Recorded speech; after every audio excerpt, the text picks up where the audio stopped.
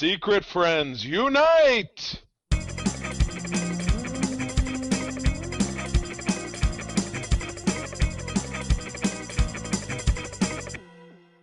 Welcome to the Secret Friends Unite podcast, episode 349. This is your guide to the geek side, and I'm your host, Todd Oxtra, joined by my constant companion, Charlie Churlish Carden. How you doing, buddy? Purple Rain. Well, how's everybody doing? Excellent. We are joined today by a very special guest, a resident of one of the states shaped like a mitten, and that is Katie. Katie, please introduce yourself and how people may know you across the interwebs. Hi, I'm Katie. I met Charlie from many geek things. The League of Enchantment was one of them, as I was a fan artist who was working kind of in the local area.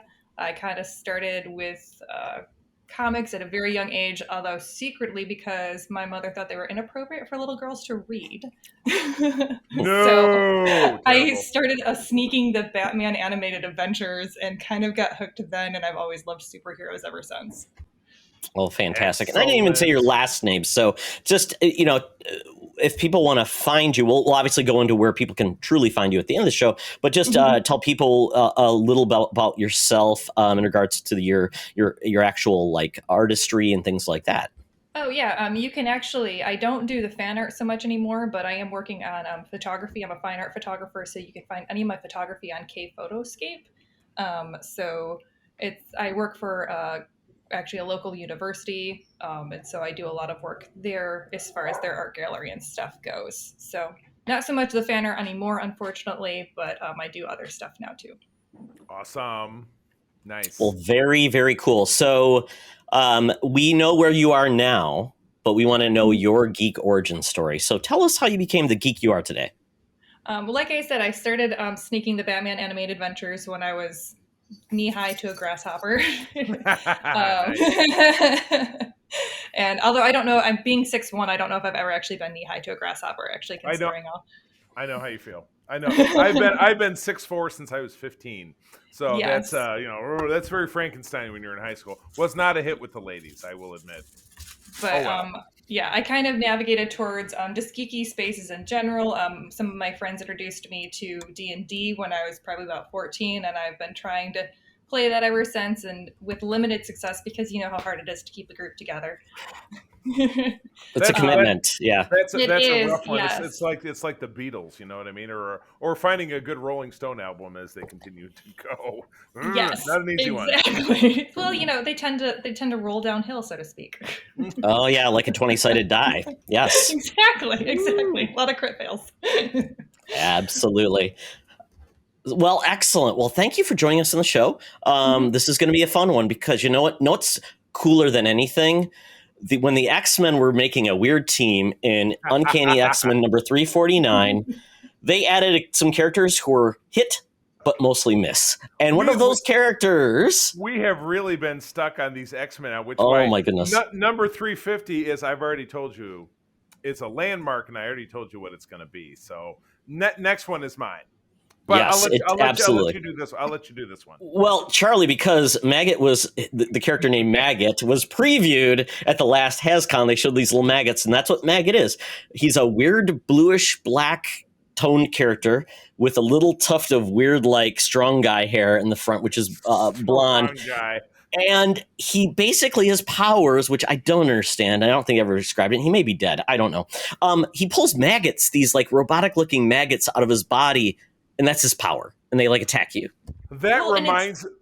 go ahead, Quinn. I'm sorry. Oh, yeah. No, so I'll confess, I had never heard of this character before. So I actually looked him up because I like is it Baculo? Is that the guy who... Baculo, yeah. He's great. I like his 90s work as far as like the kind of like hard lines and that sort of thing. So I was like, okay, cool. I like this cover. I have no freaking clue who this guy is, though. He apparently can read memories of a place And then the maggots are named Eenie and Meanie, and they just like kind of burst out of his stomach randomly. Like they have to eat like 5 times. I was like, this seems painful, and I can see why this character did not stick around for very long. Oh my god! You know what this absolutely reminds me of? There was and I know it's almost wrong to invoke the name of Dane Cook because a lot of people are not crazy about him, but he did a bit once where he said, "I'd love to have a really useless superpower, like if I pointed my fingers at someone and just shot spaghetti." That's what this guy reminds me of. Shooting spaghetti out of your fingertips. That is maggot. I still think it'd be a lot less painful than having 2 worms burst. Like it's like reverse Alien almost. Yeah, maybe exactly. Not even reverse Alien. Well, and it doesn't kill him, so it's like it happens ongoing. And it's just, it was the 90s, man. Everything was extreme, and there were a lot of pockets, and people had, big motorboat man boobs, and there was just a lot of stuff going on. And this was, I would say, though, the big change for X-Men, I would say, since Generation X, which was like supposedly like there's going to be the next generation of X-Men, which some of those characters have stuck around, but they really got into characters actually who were conflicted because of their powers, the way they looked, the way that hurt them to use them. One was Chamber, where basically he had a gaping hole in his body and he shot energy out of it because it basically energy emerged and jumped out of his body. So he actually had a gaping hole in his body. You had Husk, another character who would basically shed her skin and her powers. So they had Marrow as another character who pulled bones out of her body as weapons. So they really, so they did a very interesting job of basically saying they can't all be attractive and be conflicted. If they've got these powers, great, but if they can blend into society, it kind of takes the stigma away. And they did a good job of basically saying these people are standing out and hard to basically conceal themselves. So I thought that was at least a good point. Basically, the X-Men of the 90s was like The Greatest Showman. The bearded lady. And, absolutely, Charlie. There was so much music. It was a musical, essentially, yes. Yeah. You bring up a really great point is that's kind of the Marvel that I know now is that, like, I used to joke that it's a soap opera with superheroes, but especially with, like, the way that, like, they've been going at it more from a modern lens of, yes, they have superpowers, but we're telling really human stories to it. And I think you're right that really did kind of start in the 90s with having these conflicted, where they started experimenting with these more non-traditional, like, like you're saying, like pretty archetypes. Absolutely. It's good stuff. Yeah, it's fantastic. So it's a fun series. Bacalo is a great artist. He actually did Generation X as well. Scott Lobdell was kind of like, he was like the next great X-Men writer for a time, and then he kind of burned some bridges, and then we finally got Grant Morrison, who then brought in the next great era of X-Men. So there you go, but that's a different story. The highs, the lows. Well, it's the same old story. It's what we do every time right here in the show is that we jump on a bus, we go down to the corner of Hollywood and Vine, and we find the gal who's been there for 75 years giving us all of the greatest news. That's right. We're talking about Madam Webb with her rumors and news. So without further delay, Madam Webb, take it away. Now it's time for Madam Webb's rumors and news. Take it away, boys. Thank you, Madam Webb. Oh, Madam Webb, I know you're jealous because Katie has really cool hair. The blue is awesome. We love it. The last time you try to dye your hair, it's blue, but it's like when the old ladies get the blue hair because the silver doesn't wash out. So you know what? Katie may have some tips for you. So just stay tuned from there. So we are into the news segment of the show. And this week we've got 4 trailers. So big things were debuted. We're getting into this. So I think it's time to get right into it. So the first news story is all about the Book of Boba Fett. We finally got a trailer and what this show is essentially going to be out when it debuts December 29th on Disney+. So, political intrigue in your face. Well, it's really underworld. It's basically, this is the mafia. It's all of the underworld of Star Wars and how it makes it click. And we did get some scenes where it basically shows that Boba Fett wants to be a smarter, not more ruthless, basically leader of the underground with the different bosses and things like that. Which makes it really interesting. And we'll see where this goes because it looks like he's going to be in for a wild ride of fighting the old system and bringing in a new system. He's always said, I was never a mercenary, which is funny because Boba Fett was designed as a mercenary, as that role was for the last how many years? Well, it's kind of... go ahead, please. I was going to say, that's what's really interesting is that honestly, like, I I remember watching the first, like, when he first shows up in Star Wars, and I'm like, okay, yeah, he looks like he's this kind of neat throwaway mercenary character. Like, he wasn't anything more. And then he kind of got like this whole, like, kind of like cult following, and then he got like books and everything else. And so seeing him coming into the Mandalorian and kind of coming back on his own right, I really enjoy how they're making him into his own character. And even though they might not, like, they seem like they're straying away from the mercenary thing, he's still living and like working with all of these underbelly types. And I'm like, that's definitely some mercenary stuff. So I don't know if you can get away from that exactly, but I like that it seems like they're kind of setting up this conflict between who he is now and who they created him initially to be. Right. I mean, if you think about the fact that, this is not a character who had such a standard life in the 5 years between Mando and Return of the Jedi, because he ended up in the Sarlacc. There's some backstory around that hinted about how he got out of it, but obviously the experience left him changed physically. He's scarred. He was being digested, but he got out. And like, how did that experience change him? Why does he want something different? It's one of those classic actor, like, what's my motivation? Why do I want to do this thing? But yeah, the first thing that he decided to do once he fulfilled his obligation to Mando and rescuing Grogu and all that kind of stuff, is he just went back to Jabba's palace, and then there's big fat Bib Fortuna shooting, and he's like, oh, just shoots him. And he's like, hey, everybody else get the fuck out of here. I'm in charge. Kick. And he sits down. Fennec starts drinking, and he's like, it's you know what? I'm your captain now. But you're right. That was what a great capper, because you don't really know why he did that. And that, to me, is interesting to be something to explore from this. So yeah, and they didn't necessarily seem to make it that they were going to make him like the anti-hero either, because I'm like, I love that Fennec and him are they're bad people. Like, they might be right. They might have good tendencies, but they're bad people. I mean, and Fennec is just glorious. I will watch anything with her any time of the day. She's an amazing character, and I dig her. I dig it. Yeah, the actress who plays her, I can only Ming-Na Wen. Yeah. Mulan, the original Mulan, and many other roles. I know her from Agents of S.H.I.E.L.D. Yeah, ER. She was in that show as well. Yes, absolutely fantastic. And the Joy Luck Club, I believe, as well. So, yeah, a great actress, really good. And as of right now, we've only got 3 confirmed actors in this. The 2 you mentioned, but Jennifer Beals, Flashdance lady, is in this. Yeah. You know what is too funny about that is that you've named 2 women who in the last 40 years look like they've not aged. Yes. Cylons. That's what I'm saying. This is the Star Wars BSG crossover I've always been dying for. 2 Cylons. Yes. You notice that Fennec didn't die. She got robot parts. So I'm just saying it could be something there. It could be a Cylon thing. That's all I'm saying. Yeah. So I've long maintained BSG Star Wars could be the same galaxy. That's all I'm saying. Yeah, it doesn't really match up, but that's okay.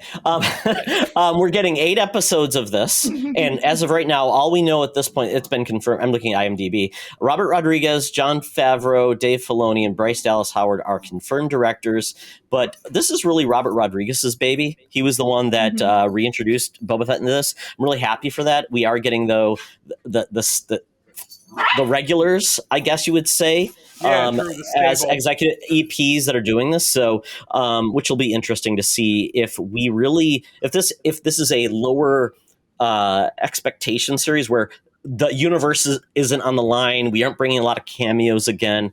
I'll be very curious to see how they handle this, because that's been kind of the big thing with Star Wars lately is, if it doesn't have a ton of cameos, then people, I just don't get excited about it. And I would like to see it be one where it doesn't need a lot of cameos and can stand on its own. So hopefully it can. It already has its own cameo with Fett. I mean, we already have an established character there, so I don't feel like they need to try to bring in anything else to get like the old guard of viewers into it. Absolutely. I mean, last season was really hard to top when it comes to fan service of The Mandalorian with Luke and Boba Fett and Ahsoka Tano. I mean, it's like, who else you going to bring in? I mean, Hammerhead? I don't know. Yeah, right. Why not? Why not? Oh, my goodness. All right. So, Todd, I absolutely love how you capped looking at this next trailer. So you go. This one's you. You go ahead. This one just really... At first, I was so confused. I'm like, what are they doing? Has Disney jumped the shark? And then I learned a little bit more about this. As a company. But we have the trailer for Lightyear. So this is basically, think of it this way. In the real world, you know, we have the kids who love all the toys like Woody and Buzz Lightyear and things like that. And we've seen the toy versions of these characters. Well, essentially now what we're getting, this is the series that inspired the toys of Buzz Lightyear. So just imagine like we had the real Star Wars, but then you get the Star Wars toys. So this is the same way. This is the real movie that the kids wanted to have toys of, and that's how you get the Buzz Lightyear toy. That's exactly what this is. That shit is beyond meta to me. It's like, I'm all the way over here with that. Yeah, it's a Pixar film, and this truly feels like a sci-fi film, like an action film, like a Star Wars or Marvel sci-fi type of film. But we've got Chris Evans doing the voice acting, which is once again an interesting pivot from Tim Allen being Buzz Lightyear. So it's a very unique thing, and this is coming out. I'm looking for the date. June 17 next year. It will be in theaters. And when I actually watched the trailer and really appreciate it for itself, it looked really cool. So I'm happy. I was surprised and capping this with a stylized version of Starman by David Bowie. Thank you. I know my friend Michelle, who's the biggest David Bowie fan. I know she's on vacation right now down in the DR, so I'm sure she's not seen this. But oh my God. Holy shit! That made this for me. And again, Chris Ryan, Captain America, couldn't be more heroic. So that's awesome. So what was the date that you tossed out there? Is it about a year? June 17 of 2022. Yeah. Oh, not even. So just 8 months from now. Yeah, that's awesome.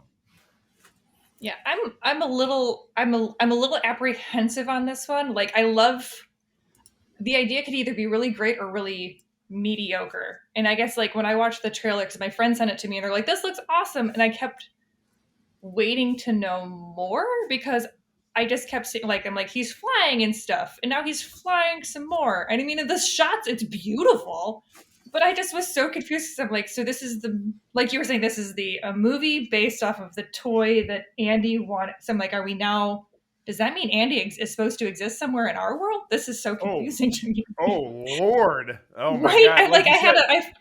I felt like I was having a full-on existential crisis watching this and trying to figure out like the timeline and like this is our own multiverse of madness that's going on in our own lives. It's not just meta. It's just that meta. It's the Micronauts. It's just in between. Yeah, I mean, and the thing is that I have a feeling like I have faith in Disney as far as just being able to make a very entertaining movie, and so I'm sure that it is going to be very entertaining. I just don't know what level of entertaining yet it's going to be. So I'm apprehensively excited about it, which I'll probably also say about the next one that we're going to talk about. So yeah, and one last bit on this is there was a animated series on Buzz Lightyear. Yeah. So what they're essentially saying is that's probably like, if they want to say that's continuity, that's like the Batman the Animated Series based on the Tim Burton series. So it's kind of like the many layers of how you can enjoy it and have fun with it. Kind of like how Batman has a Lego Batman movie. Exactly. Yeah. So just many layers of weirdness, but this one does look fun. But the Lego Batman movie really, really worked. I mean, oh my God. That's a classic. Because, so yeah. Yeah, Lego Batman was like Lego Batman stole the entire Lego movie. I mean that was the entire Absolutely of it. Absolutely. You are so disappointing. Lobster Thermidor, anyone? Oh well. Absolutely love it. Yeah. So the next one is a little different. And Charlie, I'm not sure if you have any experience with this property. Katie, you as well. But Cowboy Bebop is a anime classic. No. So one of my favorites. Well, Charlie doesn't watch anime.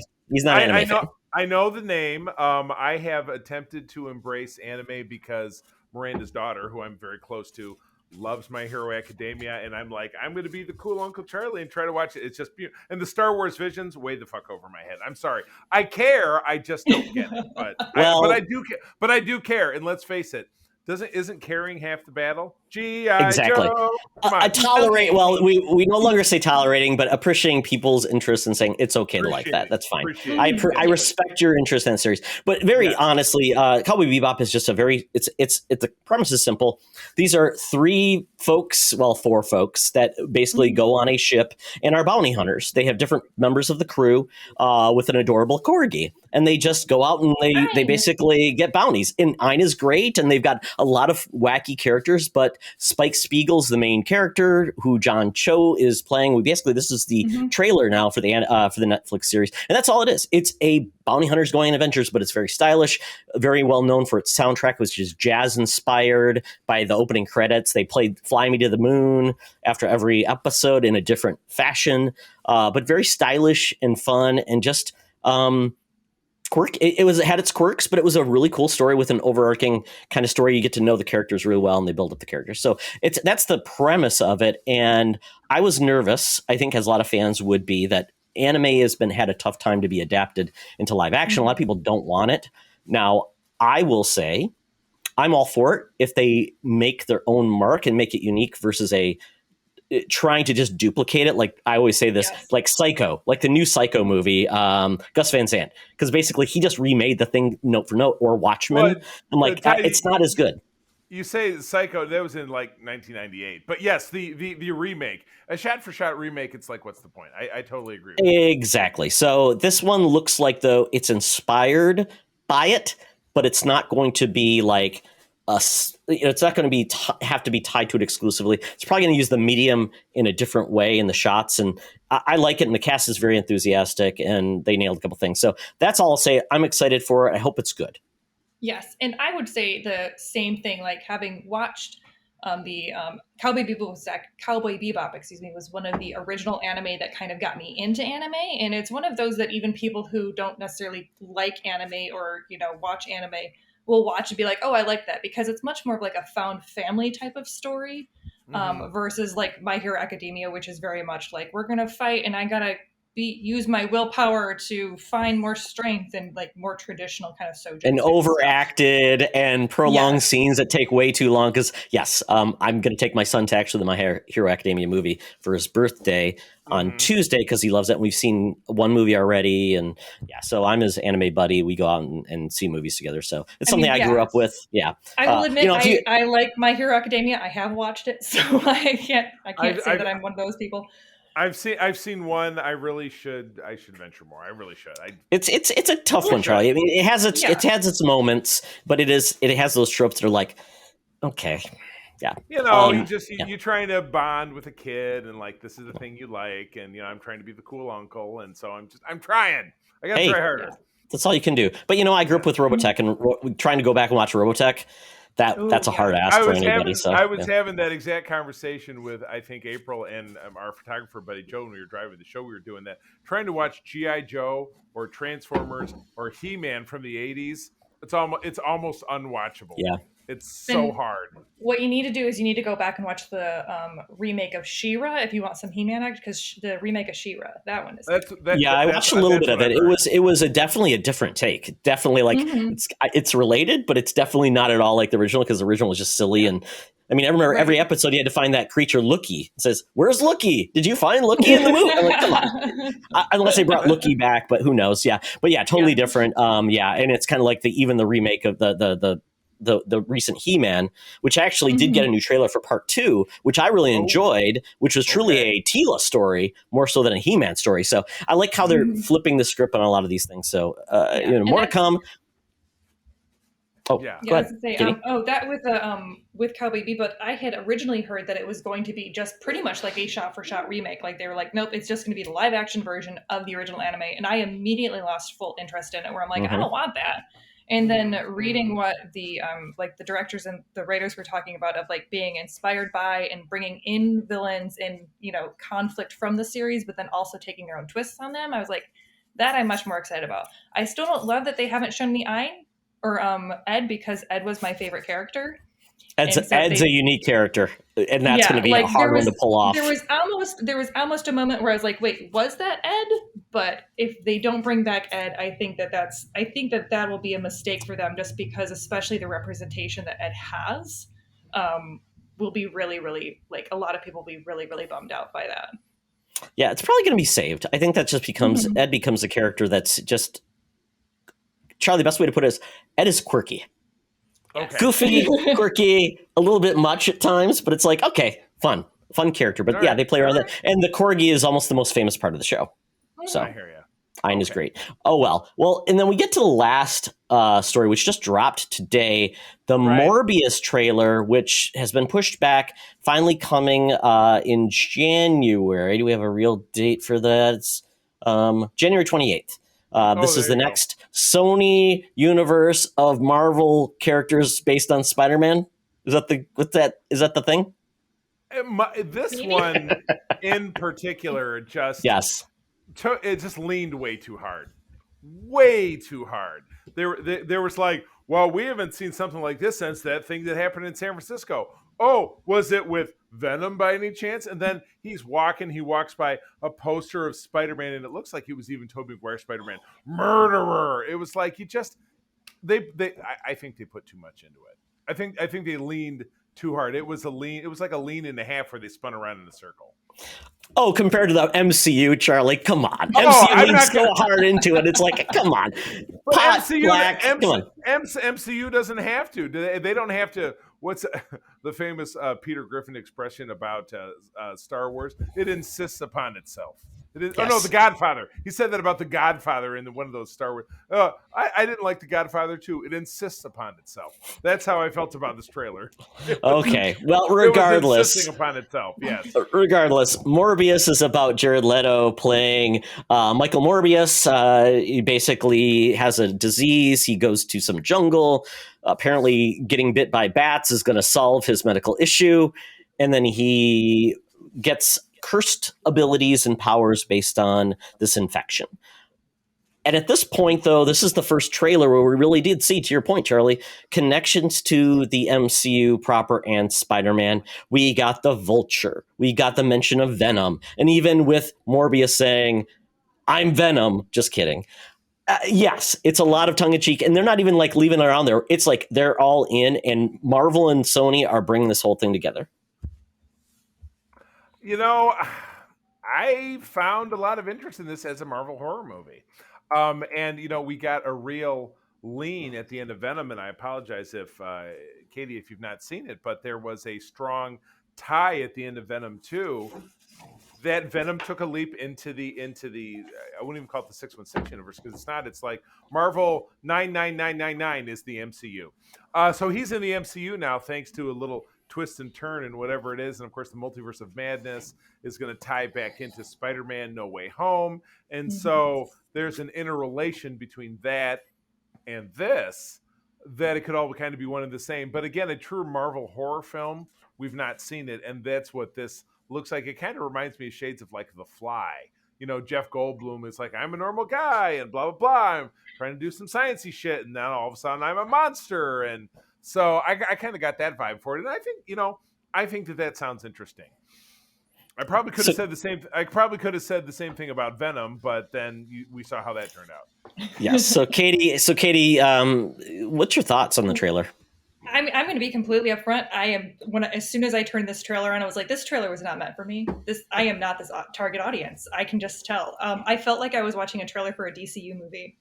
Like, it did not feel like a Marvel movie or even like a Sony movie. Now, granted, like, I haven't seen Let There Be Carnage just because I've heard that it is like grotesquely violent. And, we've talked off mic about how I can't handle violence and gore. Yeah. So did you see the first Venom? Did you see the first Venom movie? I did. And it's more of the same. Yeah, and that's what I heard is that they just are like, okay, so we're going to do all of that like really grotesque, like crazy over the top gore that we did in the first movie, and we're going to it's actually less violent though. It's actually a PG-13 movie, so they actually pared it down. So people don't get impaled and die; they get thrown. They got like Charlie. If you watch Pitch Meeting, they actually mentioned that. So there's going to be a lot of impaling. They're like, no, more like throwing and hitting walls. Okay. That works. That works. Yeah. I loved the dynamic of Venom. I love Venom as a character, like just this idea of a character that has like kind of no concept of our morality and just being like, why can't I eat them? They're annoying. Let me just eat them. That would solve the problem. But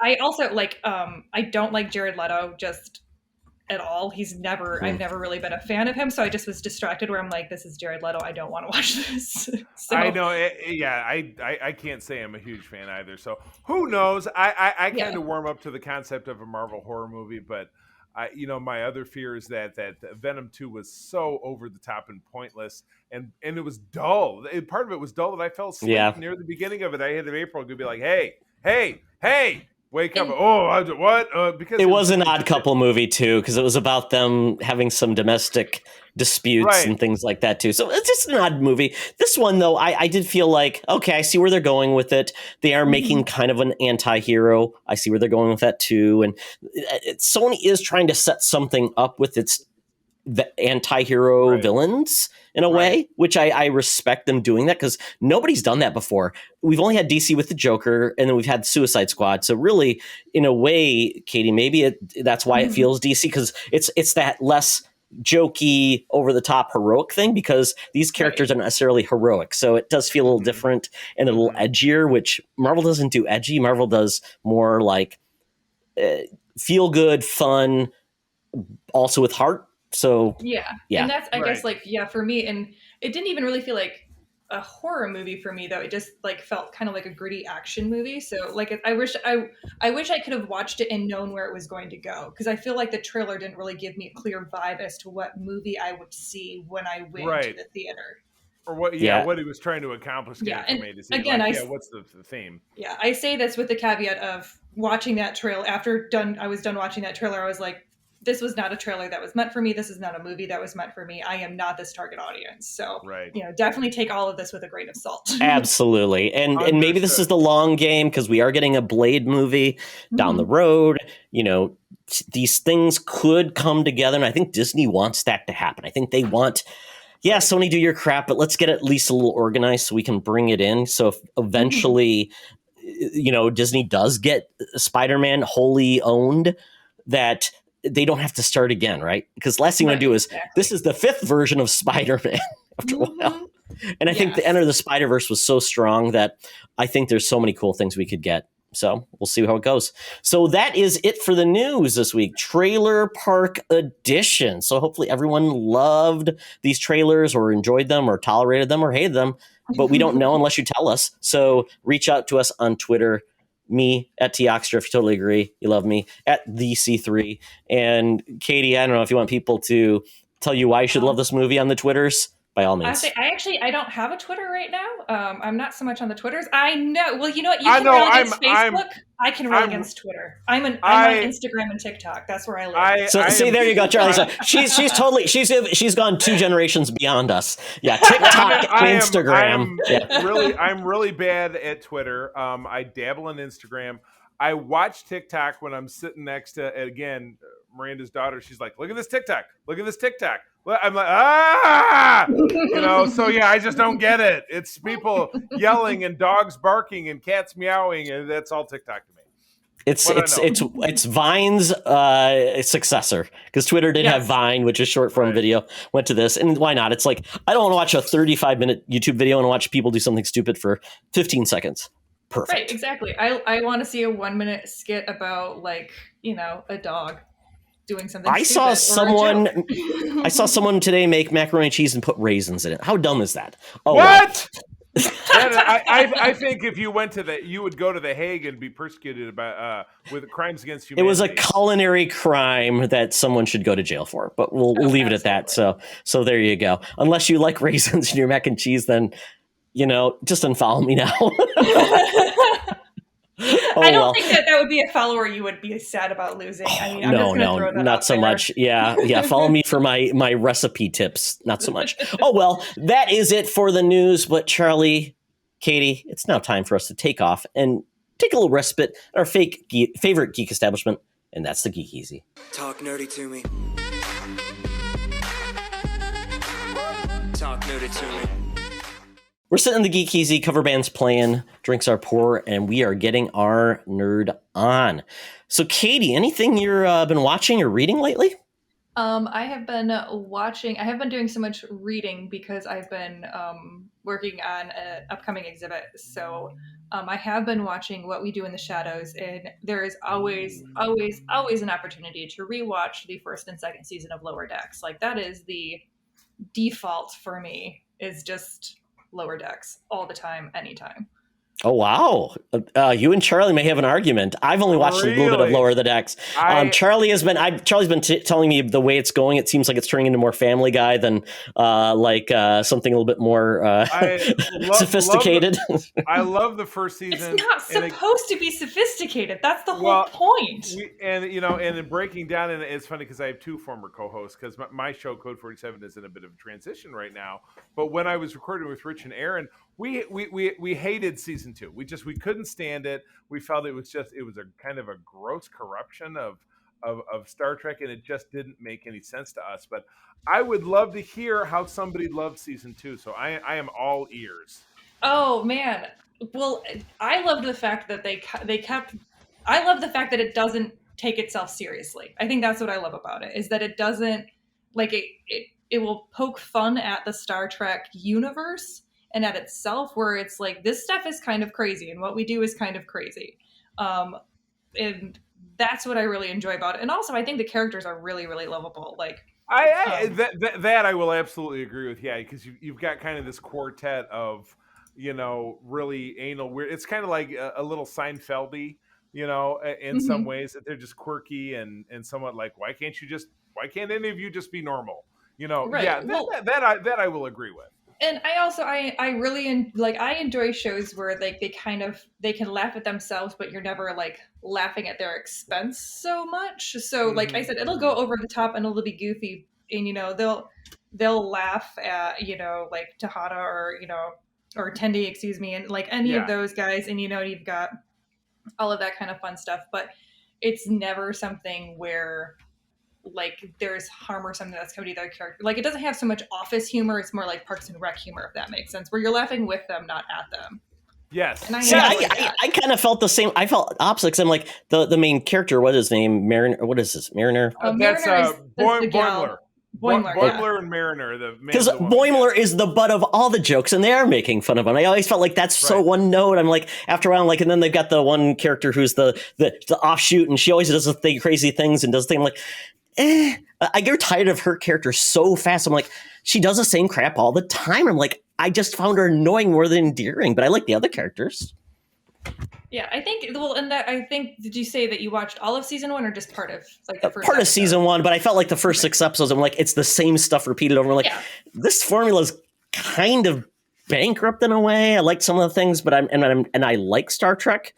I don't love everything Star Trek, but I didn't have like the nostalgia like Charlie would be able to point out things. So I saw it. I'm like, but and it's by the Rick and Morty crew. But I said, it felt like more like Family Guy humor versus like great humor. Kind of like the one show McFarlane where he does a Star Trek like show, and I'm like, they have very similar humor levels. So the Orville. You talking about the Orville? Yeah, Orville. Yeah. But that's just my take. But that's cool to hear that somebody else finds something endearing about it. So we all have a little bit of different thoughts on it. Absolutely. So What We Do in the Shadows, I am not caught up, but I've been loving this season. I didn't start, but I did watch last season and I loved it. And this was a movie that whenever Todd and I gather for either C2E2 or Wizard, we're like, let's watch a movie, and I'm asleep after 20 minutes. So I know we put this movie on like 5 years ago when we went to a show, and I slept through it. So I suppose I should revisit. But I did watch a show. My friend Candy McFarland Sweets, who's a pretty famous cosplayer here in the state, she loves this shit. She's like, you gotta watch it. So great show. I did watch it, and I did enjoy the first season, but I've yet to catch up again. Oh yeah, and it only gets better. Like I especially love, because it seemed in these later seasons, Colin Robinson, the energy sucking vampire, has become more of a mainstay character, and they seem to be developing his character more. And I don't know why I think he's so entertaining. Like the actor who plays him is just fantastic, but I don't know what it is about him. But every time he's on scene, I always am laughing. He's so great. The Nadia doll is great as well. Oh. Yes. I Love just it. watched. I just watched the episode where I don't want to give away spoilers, but the naughty adult was definitely the main character, one of the main characters. That was the last episode I saw Yeah. as well. That was very Is funny. that like some kind of weird, like Annabelle, like vessel, or? In a way, yes. In a way, yes. It's very good. Yeah, it's very good. It's Okay. it's classic. Love it. This and the way they've transitioned the seasons where they're at now is just it's fantastic. I love it. Yeah, Nice. really good. Good deal. Cool. Well, I will have to endure. Well, I will grab the helmet, Todd. I know you're gonna talk a little bit about this one as well because you said you just watched it this evening. But pivoting on the Star Trek animated spin, we had a new program this week. I'm actually not talking about this on Code 47 right now because I have a guest stint with my friend Paul Moderman, who I'm kind of walking through some classic stuff, so we're not really touching on current, but that's going to change in upcoming weeks with the show. But right now, we just got a drop of Star Trek Prodigy over on Nickelodeon, which also subsequently streams onto Paramount Plus. Now, Quinn, you said you've not yet engaged in this yet. Is that correct? No, I have not. I am very excited to, though, just because I love Janeway, and I heard the news that she was going, or that the Katie, is it Katie? Is Kate? Catherine Janeway or There we go. Kate Mulgrew. Yeah, Kate Mulgrew. Yeah, that she was going to be coming back to voice Janeway, and I was like, yes, 100%. I don't Yes. care what it is. I will watch it just We will because I take- love her and I love Janeway. And the irony is that of the Star Trek shows, Voyager is the one that Todd hates the most. So we will not. I will not hit that particular bee's nest with a baseball bat. In all We will fairness, leave I that think Well, Janeway was I like the underutilized. character. I just did not like the series. Yes, I like can agree Janeway. I with thought that. she was a good character. Yeah. I do You're, believe, I do believe of the characters on the show of compelling, she was like maybe one of the only three. So I agree that a lot of the rest of it was kind of canon. And my old riff, I always she sounded like Katharine Hepburn. So Mr. Tuvok Get me from some on Golden cigarettes. Pound. Exactly. Yes. But anyway, this is a fun show. It kicked off with kind of a two-part because it was labeled parts 1 and 2, and I think it ran 60 minutes. I'm trying to remember. 45 when I looked at it. Yeah. It was like 45 minutes. So 2 episodes, 22 minutes Yeah. long each. Yeah. There you go. Exactly. So we're set with and I'll just give you kind of trailer-worthy stuff, so it's not spoiling it for you, Katie. But Thank you. it was, we're looking at a prison planet. It's posited as being in the Delta Quadrant. You see a familiar Voyager race known as the Kazon, which puts this, is a little Star Trek trivia, we'll put this closer to the far end of the Delta Quadrant because, again, that's what's posited in the early part of Voyager. So we know that this is not close to the Federation. It's very far away. But you have this Dal, who is this purple spiky-headed alien. He's a young kid. He wants his freedom. He reminds you a lot of Aladdin. He reminds you a lot of the kid from Star Trek Rebels, whose name is escaping me, who basically was Aladdin. You know the one I'm Yeah. talking about. yes. Um, No, I can't remember his name either. We're all going to be screwed to remember his name because, and it's a Star Wars guy I should remember. But anyway, he's fighting for freedom. He enlists some friends along the way, weird aliens, one of the prison guards, and what they find in this mine prison that they exist in is a Starfleet vessel. What is it doing there? Who the hell knows? They do manage to escape by the end of it, which, again, I'm not spoiling it. It's in the trailers. I hope I'm not spoiling it. But at the very conclusion of this 45-minute episode, you do discover that there is an ECH, an emergency command hologram, which is in the persona of Catherine Janeway, who is going to be another character on the ship. So you got a crew of weird aliens. You're in the Delta Quadrant. You have a Janeway hologram, and that was the end of the first broadcast. Wow. It's great. Something that we talked about, clearly over on Code 47 is that you can understand from a marketing standpoint kind of why the people at Paramount want to do this. They want to do the old, it's funny, Todd was talking about Mr. Tuvok, get me a cigarette. This is like, Philip Morris trying to say, here, kids, try cigarettes. They're trying to get the young people hooked on Star Trek, and I like that. And they made a valiant effort for it. This is 1,000% different than Lower Decks, thank God, because you don't want to show that to your kids. Oh, definitely not. Yeah. Or the prior Star Trek animated series from the 1970s, which was just like everything that you hated about He-Man. Factor that up by about 1,000 and minus 10 years of production, and then you get Star Trek animated series because it's practically unwatchable. So this was a lot of fun. It drops every Thursday over on Paramount Plus, so it gets my recommendation. And Todd, you watched it as well. So what did you think? Yes. This is what I think Star Trek needed to do, because this is essentially opening Star Trek to everyone, because if you didn't say Star Trek in the title, you wouldn't even know this is Star Trek until the very middle to end of the show. Some of the races, it wasn't apparent. Like the Kazon, yep, they kind of look different because obviously you're seeing them in an animated form. This kind of reminds me of the animation style of Rebels in a way. Mm-hmm. So, but I think it's actually a little bit better. I thought the action and the animation, like when they're moving, was better than Rebels as well. I thought it was more believable, felt less rigid. I thought the writing was really good. The characters they brought in were very fun. And the way now the one thing I don't know, and they'll probably explain, the one big thing that we discovered in the show, I don't know how it just happened to be there. So that's something, Charlie, we can talk about offline. Maybe I missed it, but I mean, but it was interesting doing two parts to actually get kind of a no cliffhanger, just kind of get you to where they're going. Basically, the first two episodes ends where you're going to be in the main thrust of the show, which I thought was really cool. I like this a lot. And I like that we do have this one character that will be guiding them and instructing them. They're all younger, except for the engineer, who seems a little bit of a older dude. Right. I guess. Yeah.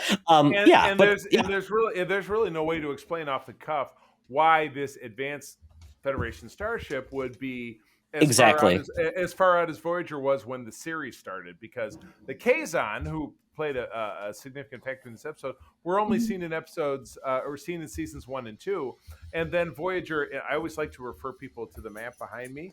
If Voyager was here, the Kazon were here, and the show ended down here. So Voyager was just on a straight path. So that's why you didn't see the Kazon anymore. Sure, they moved out of their home area. They moved out of their home area. So this is obviously very, very, very far away from the Alpha Quadrant and from the United Federation of Planets. So how did that Starfleet ship get there? Who knows? And why would there be a Janeway hologram? And to nitpick even further, why would there be a different Starfleet badge that she has on? Marketing, Charlie. There's always something new with Star. There's always new outfits and things with you. Every episode, we gotta have new uniforms because we have to. Versus, it's a long history of the same uniform. No, we can't do that. We're gonna change every 5 years. Military hates any change, so this is where Starfleet's Todd, you just remind yourself again how many uniforms as a cosplayer I own. That number is currently 17. Exactly. Yeah. But yeah, I did like the villain they introduced, and like the sidekick villain. Seemed far more Star Wars than I was expecting, but very compelling, very cool. I like this series, and this feels more like an Avatar: The Last Airbender in the way they're doing their storytelling, which is one of the more compelling animated series for a long time. So this feels like, to me, a different approach, and it's not tied to nostalgia like the Star Wars animated stuff is right now. So I like that. So going bravely forward, and that's the new era of Star Trek. Do new stuff. Because, living in the past, you're going to just not exactly bring in new fans. So I like this too. Very cool, Charlie. Yeah, I think this is a great new addition. Exactly. Yeah. All right, Todd. I'm sorry, Quinn, go ahead, please. Oh, I was just going to say, I love that both of you have mentioned Rebels on your own right and, Avatar: The Last Airbender, because that has just made me more excited to watch it. Because if there's one thing that I absolutely love about the Star Wars universe is their animated series and TV shows. So if I'm getting a little bit of that kind of feel with the character development and storytelling, but in a Star Trek universe, I am 100% on board. There's nothing wrong with that. I would absolutely love, Katie, if you would be willing, once you watch this, to come on my show on Code 47 and talk about it. So I'm going to extend that invitation right here now, because I would like that very much. I don't know. I've been throwing out controversial opinions. You might want to find out how the Twitter sphere feels about me before you put me on your other podcast. Oh no, Charlie needs some controversy. Charlie needs some controversy on the show. I do. Let's get that figured off book. Let's definitely do that. But anyway, all right, Todd, take us home before we get into the main meat of the Thunderdome. Absolutely. So I'm going to end on, we're just getting post Halloween, but that's kind of watched a lot of Halloween themed stuff over the weekend. And Disney Plus was a surprise to me that I said, I just want to dig in. There was a new Muppets Halloween special this year called the Muppets Haunted Mansion. This was one of the best Muppets thing I've ever seen. It's fantastic. Essentially, Gonzo and Pepe the Prawn are going to a mansion to compete for a prize. Will Arnett is their spooky host, and they're actually in the Haunted Mansion like ride. So if you're familiar with that and the way it works, and you go down the elevator, but it's playing with all of the tropes. It's got a lot of like guest stars that you know who they are. Darren Criss from Glee was one of the characters. Nicole Yvette Brown was the limo driver. Like I said, Will Arnett already, and just lots of different cameos. A lot of the Muppets characters are playing ghosts of themselves and doing things like that. But they just really embraced what makes the Muppets great. Just cheesy jokes, dad jokes, puns, going all in on it, but having fun, some music. Taraji P. Henson played a really cool character.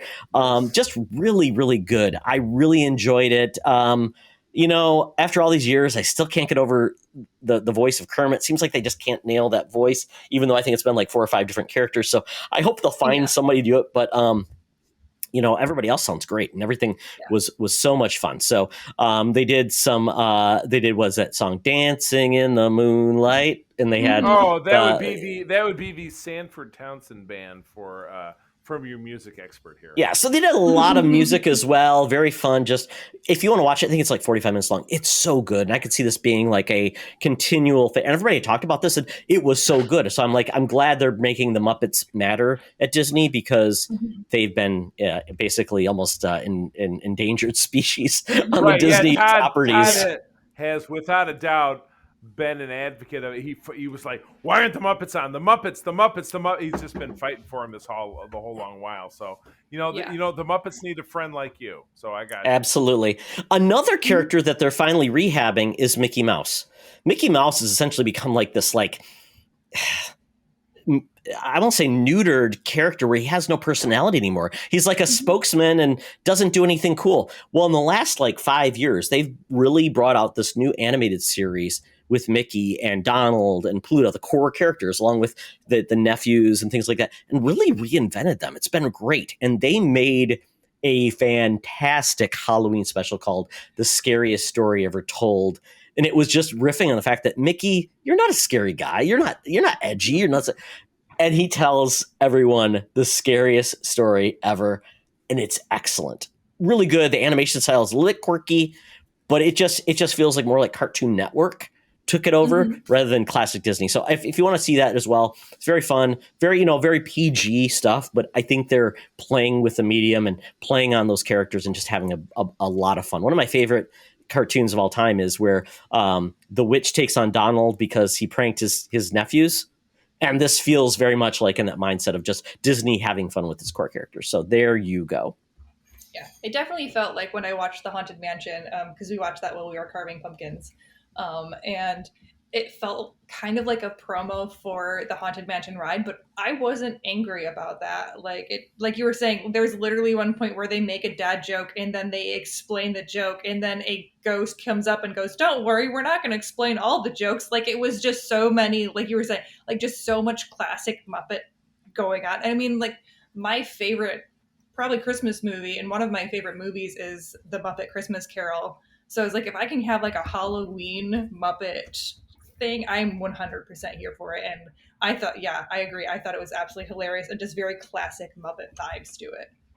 My favorite part, though, was you had those, that was it, a skeleton and a mummy. They kept going, dun, dun, dun. Dun, dun. Loved it. Oh, I did it again. Exactly. I walk around saying it all the time. I love it. It's my favorite. It's my favorite. Yes. So that is it for the Geek Easy. Hopefully everybody had a good time. But, it's time to pay our bill. Unless somebody is scant on money, we can, Katie distract them and we'll run away. I'm sure they won't make you wash the dishes. No, I'm not doing that. I don't wash dishes. Okay, well, you know what? I'm sure you could hit him, do a Tanya Harding, hit him in the shin and run away. Bonk! There you go. Good stuff. All right. Yeah, so here we go. Yeah. So now it's time for us to take our vacation to a great destination where the mutants are crazy. They've all been vaccinated, and that's the Thunderdome. Welcome to another edition of Thunderdome! Thank you, Tina. We're sitting in the Thunderdome where the mutants have been gathered for a topic or game to be entertained. And this week, we are going to do our review of Dune 2021. Spoilers are ahead, folks, so go see the movie. It's on HBO Max. It's in theaters. And I'd highly recommend seeing it on theater and not a tablet like a certain co-host did. No. Oh, yes. It was an odyssey. So I have a Roku, which I'm feeling very strongly about dumping for Apple TV because Yes, Roku 100%. Yes. fucking sucks. Okay, Yes. they're cheap, they're disposable. It's like the Bic 2 razor blade. Well, Apple TVs are like 4x the price, so it's like, yeah, they should be more reliable, right? But Apple TV does not have the level of amount of supported apps, I would say. That's the only difference. But anyway, I brought this up. I'm like, all right, April and I wanted to go see this in the theater. Life got in the way. We had a thing here. We had a thing there. We had a show last weekend. I just started a new job. There's a bunch of different shit going on. So we did not make it to the theater to see this movie. So I'm like, and April's taking this class right now online to become a software developer. So there's a lot of shit going on. So I finally said, babe, I got to watch this movie without you. I'm sorry. I'm going to watch it on HBO Plus. She's like, fine. Just tell me if it's any good. I go to watch it. Roku won't play it. You could cast it from your phone, put it on the TV. Well, just don't jump ahead in my story, dickhead. Okay, I'm going somewhere with this. I try to play it. I do the unplug. I do the reboot, and I'm like, fuck. So I get my tablet. I start watching it that way, and I stumble upon, it says AirPlay. So I AirPlay it. I AirPlay it to my Roku. So the Roku's playing the movie, but it won't play it from the HBO app. So I did finally get to watch it on my TV, but what a fucking odyssey it was to watch this movie. Oh, my God. I couldn't even believe it. It's like, I will say, Charlie, get the Roku Ultra. It is the best device you can get for like $60, $70. It's not the cheap stick. It's not cheap. It's a standalone device. It is a fantastic. It's my favorite streaming device ever. I have the box. The Ultra. The Ultra is the best thing on the planet. Whatever. All right. Anyway, it's weird talking to you because I'm just like, play it off your Xbox or play it off, and then I'm like, you guys are gamers. Charlie has a PlayStation 4 though. He could play it off that. There's an HBO Max app on that too. Yeah, I do, but it's in the basement on the little TV. So anyway, I digress. There we go. And his TV is a smart TV, so he could actually do it off the Google as well. There's many ways to skin this proverbial cat. I didn't even think about that. Charlie, I'm so disappointed in you. Tech chat. We're going on. Yes. I don't have. This is the Charlie is like Charlie. I'm Charlie's tech support at times. So, and his wife is heavily into tech too. So, but yeah, whatever. We're moving on. You make me sound like I'm living in a cave pushing berries up my nose. That's not what's happening here. Charlie, you make me look stuff up for you. You have a smart TV and you didn't know to download the HBO app. I'm just going to get... Hold on. I'm going to get under the TV. I'm going to get under the table here. Okay. I'm out! Charlie, you ask me to look things up for you, and you ask me to remind you things constantly. Hey, tell me that thing. So you know what? We know your tech level at this point is at this level, so that's okay. We support you. Yes. I'm going on mute. I'm done. I'm done. We both know you can't go on mute. We both know that's a lie. So we're going to pivot from tech chat to Dune 2021. Paul Atreides, a brilliant, gifted young man born into a great destiny beyond his understanding, must travel to the most dangerous planet in the universe to ensure the future of his family and his people. As malevolent forces explode into conflict over the planet's exclusive supply of the most precious resource in existence, only those who can conquer their own fear will survive. And first spoiler is this is Dune Part 1, as they actually say in the beginning of the movie. So that's funny because a lot of people didn't realize that. And Todd, you already predicted in our chat earlier before we started where they're off to when the movie ends. Yes. What are they gonna do? Yes, I will talk about the comparison to one of my favorite trilogies of all time as well. Very comparative to it. But Dune, this is directed by Denis Villeneuve. I think that's how you pronounce it. I probably killed it. And then Timothy Chalamet. Just call him Dennis, because I don't know how to pronounce his last name. Denise, yes. Timothy Chalamet, Rebecca Ferguson, Oscar Isaac, Josh Brolin, Stellan Skarsgård, Dave Bautista, Stephen McKinley, Henderson. Somebody has a one name named Henderson? Not sure. Zendaya, Chang Chen, Shannon Duncan Brewster, Charlotte Rampling, Jason Momoa, and Javier Bardem, who I totally forgot was in this movie as well. Yeah, so there you go. That really got slid in there. That's for sure. Absolutely. So this movie was actually was just jam packed with stars, about 2.5 hours long. This is a movie that everyone said you should see it on the big screen possible, which I did down in Lakeville, Minnesota. It's the monster screen, huge. I enjoyed it that way. I really, really wanted to, and I kicked myself. And I think what's going to happen, I enjoyed it so much, I think I'm now going to take April to see it, on the big screen. Because I think it's totally worth it. Mm-hmm. Wow. Yeah, and Katie, how did you see the movie? So we actually went to the Getty Drive-In. Ooh, I do like that. The last thing I saw at the Getty was The Empire Strikes Back. That was awesome. Very cool. That is my spouse's and I kind of go-to thing when we want to go to the movie, because then as I have mentioned before, I have ADHD, so me sitting quietly in one space for too long can get kind of difficult. So I can usually make commentary, or if I'm making commentary, or if I need to get up and fidget or walk around a little bit, I'm not interrupting anyone, so it just feels really great for me.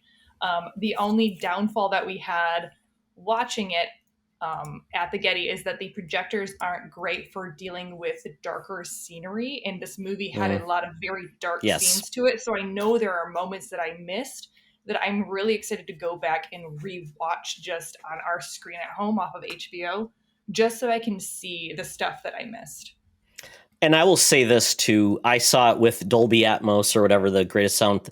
The sound is fantastic in the movie and the feel of it. Oh, yeah. Unfortunately, drive-in theaters, you're getting it from your TV, your car speakers or the little boxes inside, right? But let me tell you, the most amazing thing is when they were doing the voice, because I'm going to preface this with something. I did not know what Dune was about. Really? Into this. Now, granted, I knew that Dune was a book that had a huge impact on the sci-fi community. I knew that it was award-winning. I knew that it was, critically acclaimed. And I knew that there had been a movie that had been made in 87, I believe. 84, right, Charlie? Or 80. Yeah. You saw it last, Charlie? 84. And it's funny because I did just recently watch it. And we were like, I really hope the new one's better than this, because it was... Right. But the thing is, I was born in 85. So God. I grew up, which makes you 10 years younger than Todd. So there we go. Well, and David Lynch directed that film, so just take it. If you know anything about David Lynch, it's just weird as hell. It's the thing. So he's a whack-a-nut without a doubt. Yeah, I wasn't able to watch kind of the classic sci-fi movies like Tron, Blade Runner, Dune, growing up. So as these movies have been remade, like with Tron and Blade Runner, I went back and watched the source material and learned about it, and then went and watched the new movies. So with this one, I was like, you know what? I don't want to know. I know the premise of, I know that it's in space. I know that there is a planet of sand. That's all I really know about it. And I don't want to know anything else, because I want to be able to see this with fresh eyes.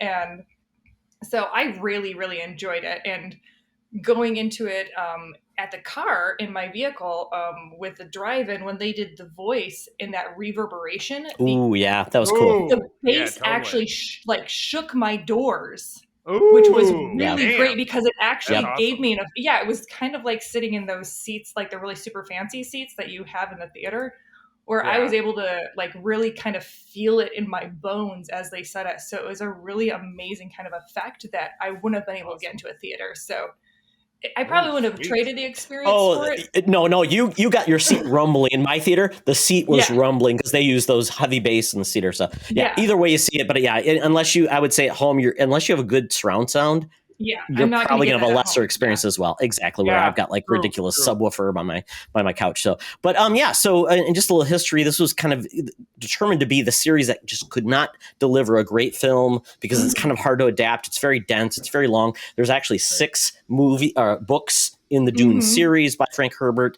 Came out in 1965. It was influential to George Lucas and Star Wars and Star Trek in a way. So a lot of things really helped pen that type of influence. And really, since then, there was one sci-fi miniseries that I actually found really interesting and good from 2000. I would recommend maybe checking out which is longer, obviously. It's a miniseries. But maybe that's going to be kind of a closer companion than the actual movie, which is just, once again, David Lynch directed that movie. Very odd and put off a lot of people. Absolutely. So we got this movie, and I mean, the premise is really, it's all about politics. We have an empire. We have houses. The House Harkonnen has basically controlled Araxis, which is the most valuable resource in the world or universe, empire. It's the spice. It allows interstellar travel. Without that, Right. commerce, everything halts. And, yeah, and I got mixed up thinking about, like, why does everybody love spice so much? Because I think about Star Wars and spice as a narcotic, and I thought, well, this is a riff on that. But I was so lost watching it. Thank you, puppy. I was so lost watching that I didn't make the connection. But yeah, it was. You're right. It always really boils down to a lot of real world stuff, which is you hear, Oscar Isaac's character as the head of House. I was going to say Atreides. Talking about the fact that, what's going to happen if I don't get this shit going again? It's going to come down to my nuts. And I remember this, the one character who's saying, well, I don't really give a shit. This doesn't really matter to me, which is funny because you've got, the engine of economy and industry, and then the engine of what the common people think about that, which is like, you know what? People have come and gone, and we're still going to be here. I found that particular segment to be kind of compelling. Yeah, so very much like Game of Thrones, a lot of politics, because the Empire then decides that the Harkonnens, who could not come to live peacefully with the Fremen, who are the people that live on this planet, and it's a very dangerous planet, hot, it's a desert, to mine the spice, then you have to avoid these worms, and it's very difficult to do. So, but eventually decided that the House Atreides would then be in charge of taking over the planet and mining it and forming relations with the Fremen. And along the way, you then find out there's actually the Emperor, which you don't see in this movie, is actually fearful of House Atreides and them growing in their ambition. What will they do? So you get to see a lot of political intrigue, and you get to see some relationships with our main characters and how this is going. And once again, there's like even allusions to the Middle East with like oil, in a way that a lot of they felt like Frank Herbert was taking in, and basically the kind of the machinations with controlling oil, like controlling the spice. So a lot of things here on the Vine. It's an in-depth movie. It was 2.5 hours long, and we know we are getting part 2, which is approved, and there's even potential to do a part 3, which I made allusions. This felt like Lord of the Rings with part 1, The Fellowship, where it's like, well, they finally know what they're going to do at the end of the first movie, because it was really compelling to get you to now things really are going to move forward. So, I kind of gave my thoughts on this, and I really enjoyed the movie. I thought it was really well done. I mean, there's a lot of things that are kind of really confusing to a lot of people, like the force fields. Why did they use those? Well, apparently they use those because they use like energy weapons, and that's what the force fields can stop. But if you use like handheld weapons, if you use in a force, they can go through the shields. So that's why they went to like handheld weapons.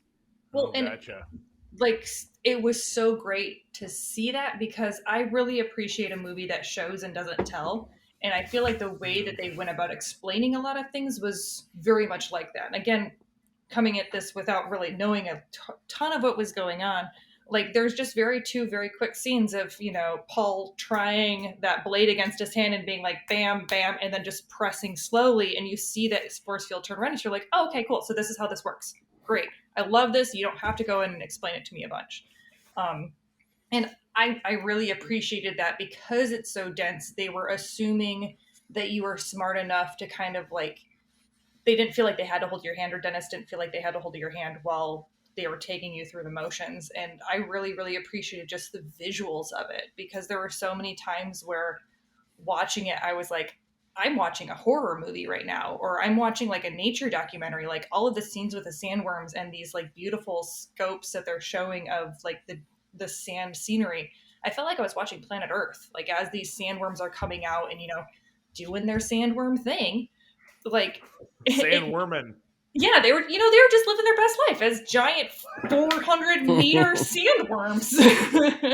They were just trying to get their vitamin. They were trying to get iron in their diet by eating all of the harvesters. Yeah, worms got a worm. That's just how it goes. But right. In a lot of movies, when you have something that is that behemoth, there's a lot of times where it's almost created as like an antagonist to. Where like it's like, oh, they're purposely going after the protagonist for some reason, even though like it's an animal. They don't have like It didn't care that it was Paul. It didn't care that it was, a spice machine. It was just doing what it needed to do. And so I can really appreciate Dennis's view of that, where it felt much more like you were just caught in this like Paul was just kind of caught in this machine of nature versus it being something that was purposefully out to get him because he was like the chosen one type of stuff. Yeah, and the movie, it delved into some science fiction, some of the artistry they used with developing some of the vehicles, like I forgot what they called them, but they looked like dragonflies. Very interesting use of the technology and interesting. Yeah. Right. Yeah, Thraptors. Yeah. Yeah, this Thraptors. Awesome. I would, and if I could get this movie to play again, I would love to watch it again. But yeah, I think I might take April to see it. If we can, again, we have Grand Rapids Comic-Con this upcoming weekend, which is a 4-day event for us. So we're going to be, when we take the day before and the day after, because we were exhibitors, we run a booth, so it's going to be nuts. But at some juncture, I would absolutely love to take her to see it, because I would like to have that immersive, no distractions. Again, and Quinn, like you, I have ADD, so I get super easily distracted. I get a little bit overstimulated. But finding myself in that environment where I could appreciate it kind of one-on-one, I think would be pretty great. So I'm kind of committed to that.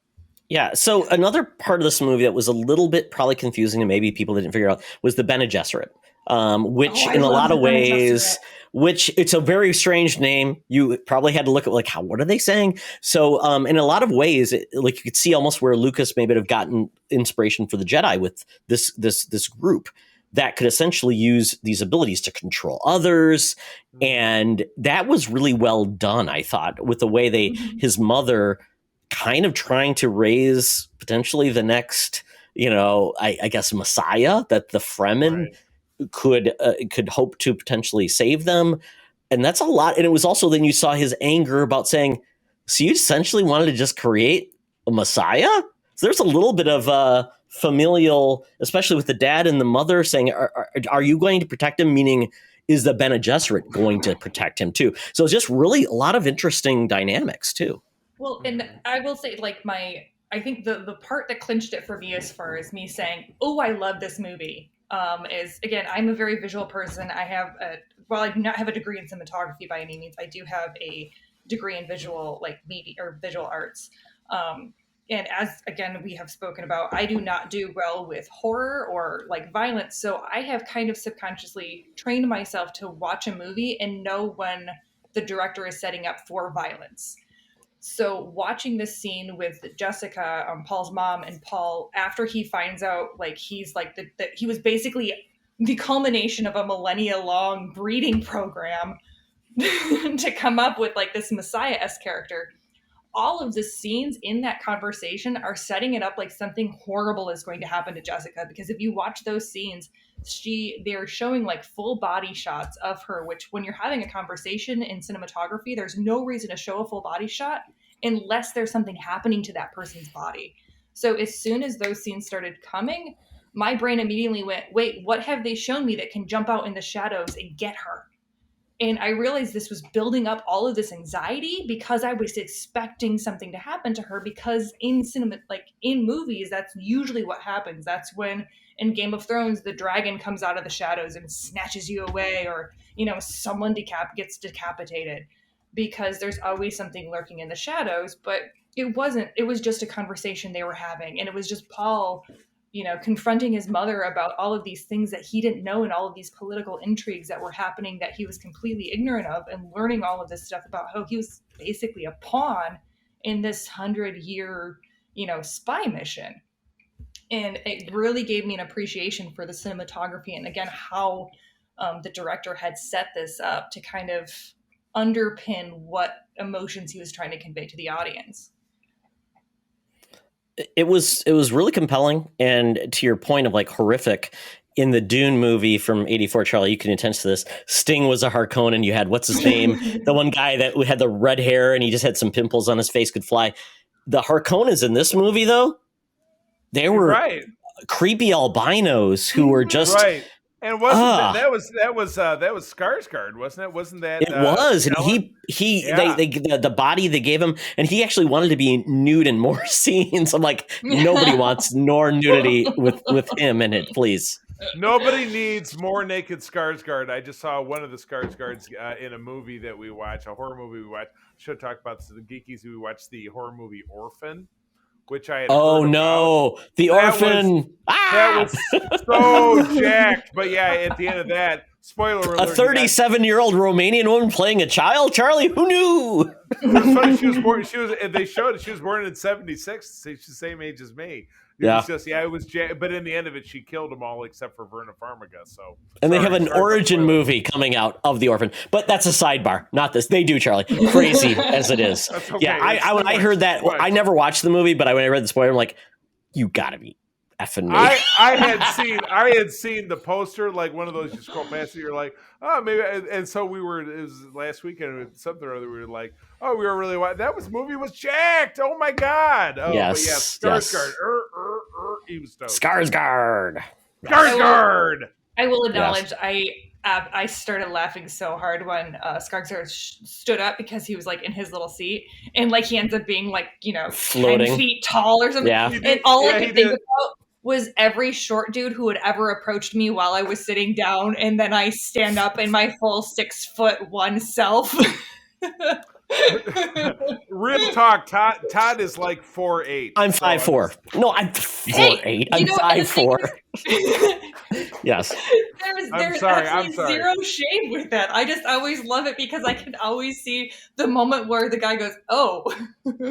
I know, it's like the moment in Back to the Future where Marty is spoiling with Biff, and then he straightens himself up, and he's like, "Yeah, yes." Like, oh. And who is the hero of that film? Short Michael J. Fox. Oh well, Short Michael J. Fox. Absolutely, a Canadian. Thank you very much. Oh, thank you, Charlie. Yes, yeah. So I mean, we essentially got this movie. It essentially was the first portion of this story, which I think could frustrate some people, but I felt like, once again, this felt like Lord of the Rings, where it was the Fellowship. We basically got everything together to say this is going to be the beginning of something bigger, and we are leaving the past behind and where we're going. So we haven't even seen the Emperor, which apparently is a big part of the next portion of this movie in the series and where it's going, and it's done well, which means the opportunity to finally get this movie and move and do more of the story is going to be happening. And Dennis is getting his wish that this will only be in theaters for the next one, because that was a big thing that he was pushing back with. And WB did announce, Charlie, I think you even shared that, but HBO Max, everything going forward in 2022 and beyond will be in the theaters first. So that will be the best way to see it. And I think that's totally okay. And let's please let the Emperor be, when he finds him, Ian McDiarmid, if he's still alive, the Emperor from Star Wars. Oh, I thought it'd be Mike Myers and be like just a weird character like Goldfinger, just doing something odd and weird. That'd be perfect. I love Gold. Absolutely. Yes, or it's please. Fat Bastard, maybe. I don't know. Something weird. That'd be appropriate, right? There yeah. You go. Yeah. It's good stuff. I like it. Exactly. So awesome. Well, before we leave, let's give us a score for this film. We didn't do our normal pros and cons, but I like the conversation we had about this movie. Totally.